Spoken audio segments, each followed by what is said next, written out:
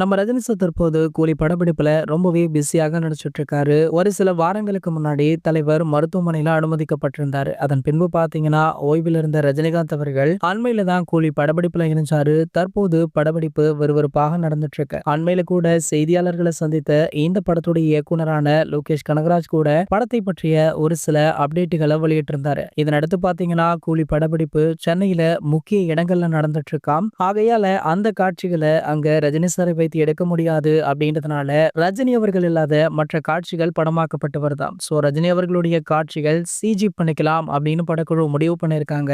ஆனா தலைவர் ரசிகர்களுக்கு இதுல கொஞ்சம் கூட விருப்பம் இல்ல அப்படின்ற தகவலுமே கிடைச்சிருக்கு. சிஜி பண்ணா அது அந்த அளவிற்கு கரெக்டாக வருமா அப்படின்னு பல ரசிகர்களுமே கேள்விகளை கேட்டுட்டு இருக்காங்க. இந்த நிலையில பாத்தீங்கன்னா ரஜினி சார் பற்றி மற்றும் ஒரு தகவல் சோஷியல் மீடியாக்கள்ல வைரல் ஆகிட்டு இருக்கு. அதாவது ஒரு சில ஆண்டுகளுக்கு முன்னாடி தலைவர் ரஜினிகாந்த் அவர்கள் அரசியல் எனக்கு செட் ஆகாது, என்னுடைய உடலுமே அதற்கு ஒத்துழைக்கவில்லை அப்படின்னு இனிமேல் நான் அரசியல்ல களமிறங்க போவதில்லை அப்படின்ற ஒரு அறிவிப்பை வெளியிட்டார். அதற்கு முன்னாடி அவர் அரசியல் கட்சி தொடங்க போவதாக பரபரப்பாக நிறைய விஷயங்களை பண்ணியிருந்தாலுமே அதன் பின்பு திடீரென இப்படி ஒரு அறிவிப்பு வெளியாச்சு. இது அவருடைய ரசிகர்களை ரொம்பவே அப்செட் ஆக்கியது. அதன் பின்பு அதுல இருந்து ரசிகர்கள் மீண்டு வந்து தற்போது அவருமே படம் நடிச்சிட்டு இருக்காரு. படங்களுமே நல்ல சூப்பர் டூப்பர் ஹிட் கொடுத்துட்டு இருக்கு. இந்த நிலையில தற்போது ரஜினிகாந்த் அவர்கள் திமுகவிற்கு ஆதரவு தெரிவித்து வந்தார் அப்படின்ற ஒரு செய்தி இருந்துட்டு இருந்தது. தற்போது பாத்தீங்கன்னா திடீரென தமிழக வெற்றி கழகத்திற்கு தலைவர் ரஜினிகாந்த் அவர்கள் மறைமுகமாக அவருடைய ஆதரவை கொடுத்துட்டு இருக்கார் அப்படின்ற செய்தி வைரலுமே ஆகிட்டு இருக்கு. இது திமுக தரப்ப சற்று கோபமாகவும்